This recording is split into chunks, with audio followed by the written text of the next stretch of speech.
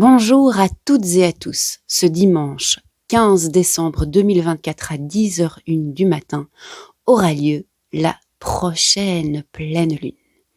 Cette prochaine pleine lune est aussi la dernière pleine lune de l'année 2024. Elle aura lieu dans le signe du Gémeaux. Le signe du Gémeaux est associé à l'élément air.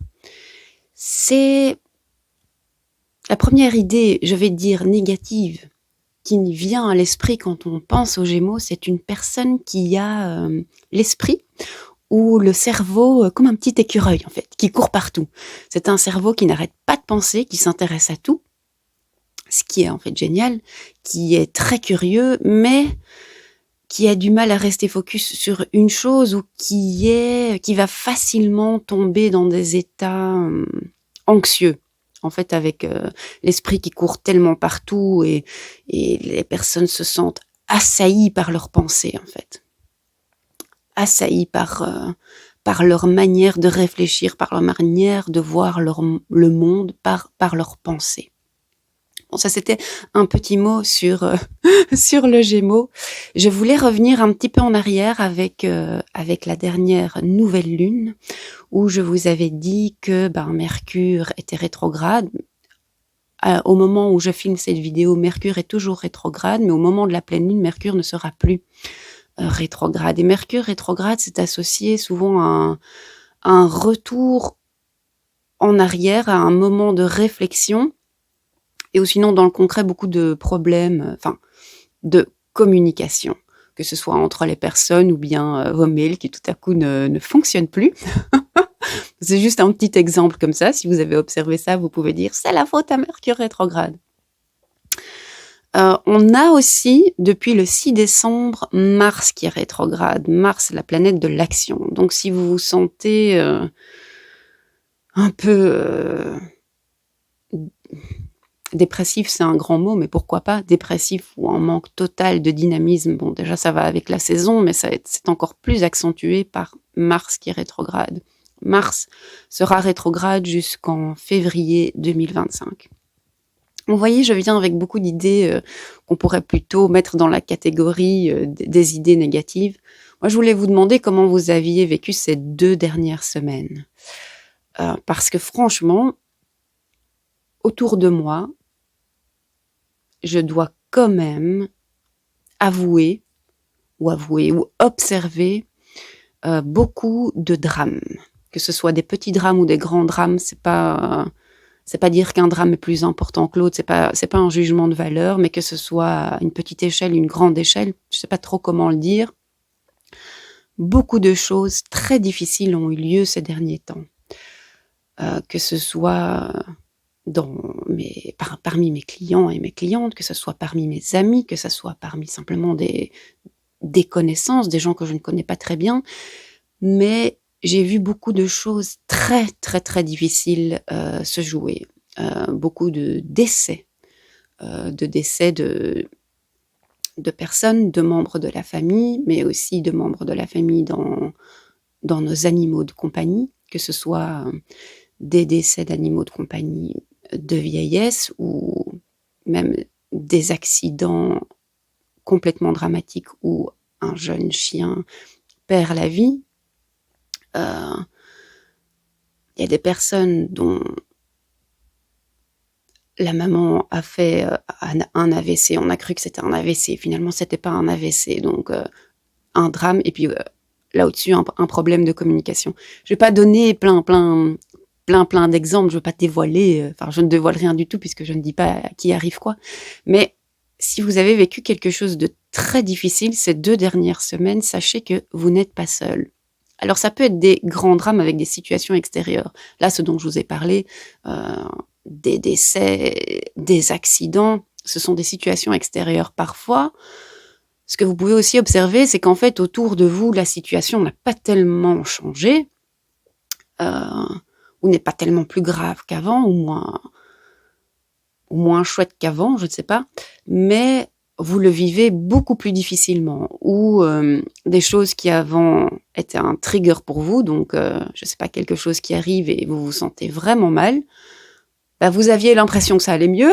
Et puis en fait, ces 2 dernières semaines, ça vous a remis dans des états pas possibles. Je pense à certaines personnes qui ont plus facilement des crises d'anxiété. Ça s'était un peu calmé et paf, ça revient, mais même plus fort qu'avant. Moi, j'ai observé ça pour moi. Je suis sensible à certaines choses.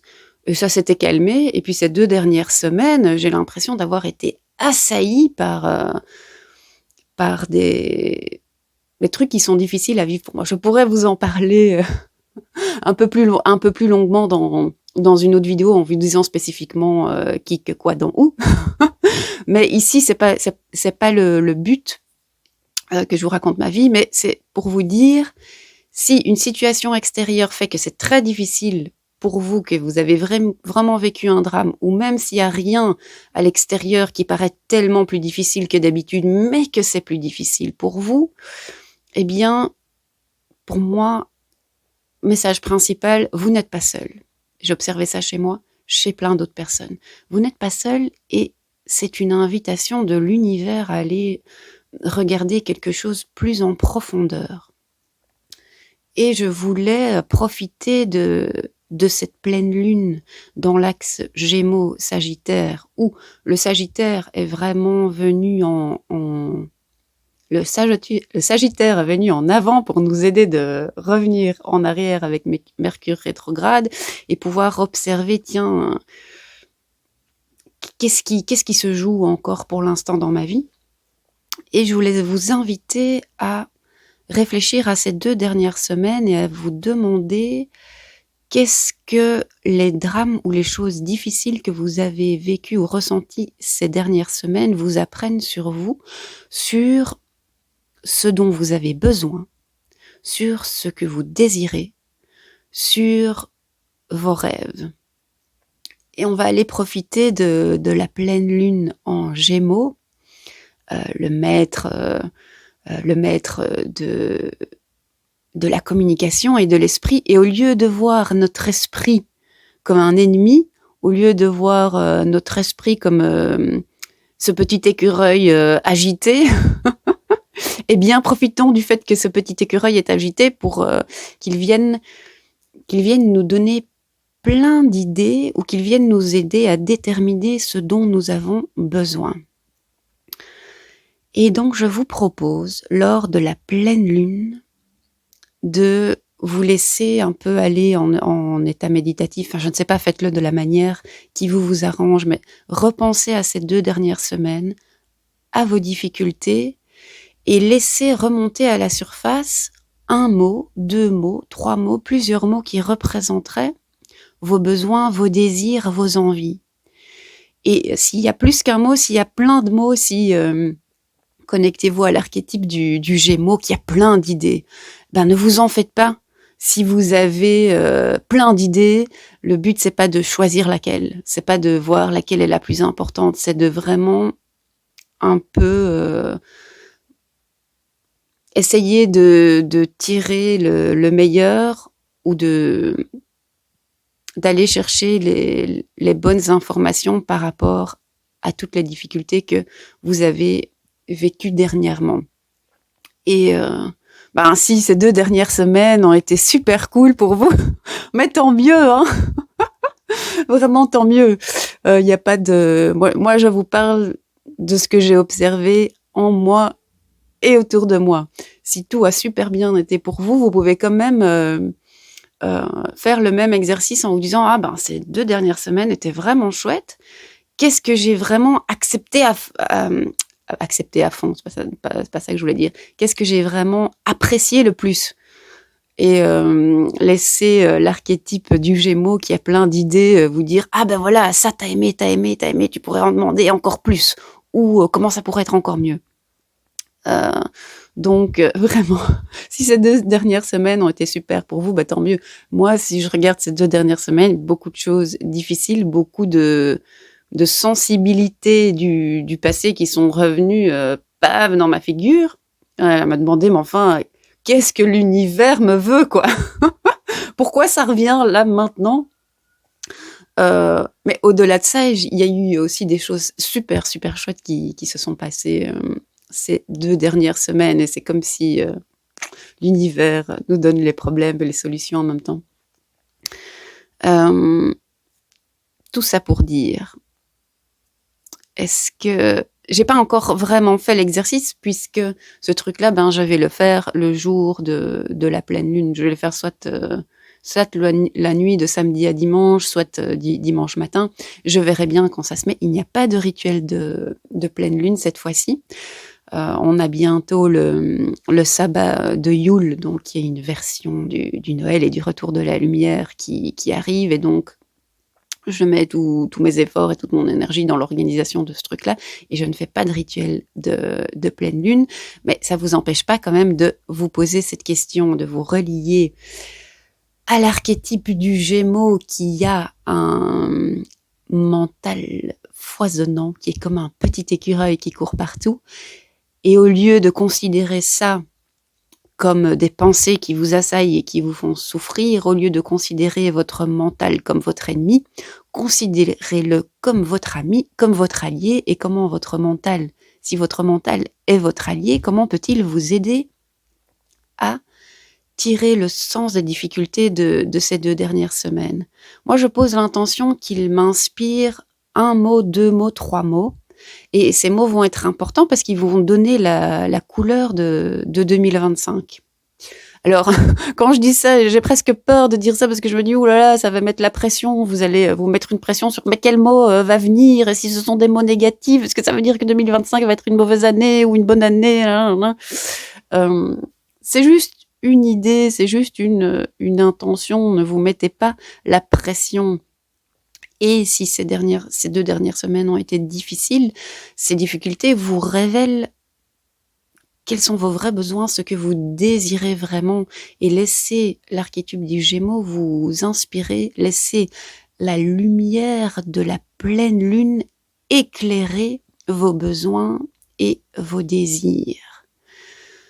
Et vous inspirez 1 mot, 2 mots, 3 mots, 1000 mots.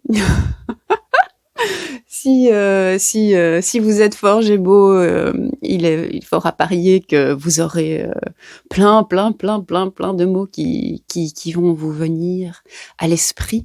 Mais laissez ces mots vous inspirer et ne vous mettez pas la pression de choisir déjà quelque chose. Laissez simplement l'inspiration venir. Vous pouvez même faire ça en écriture automatique en fait, au moment le soir de la pleine lune ou le matin de la pleine lune. Vous vous asseyez, vous prenez un bic, un stylo, un crayon, une belle feuille blanche. Vous pensez à ces 2 dernières semaines, que ce soit les difficultés traversées ou les petits plaisirs ou les grands plaisirs ou les grands bonheurs ressentis, et demandez à l'esprit créatif du Gémeaux de vous inspirer tous les mots. Quand je dis les mots, M-O-T, pas M-A-U-X, tous des mots qui pourraient vous inspirer pour l'année qui vient, parce que c'est la dernière pleine lune de 2024. Je vous souhaite là-dessus une excellente pleine lune et je vous dis à tout bientôt. On se revoit encore en 2024 parce que la prochaine nouvelle lune a lieu vraiment à la fin de l'année et pas en 2025. Bisous bisous.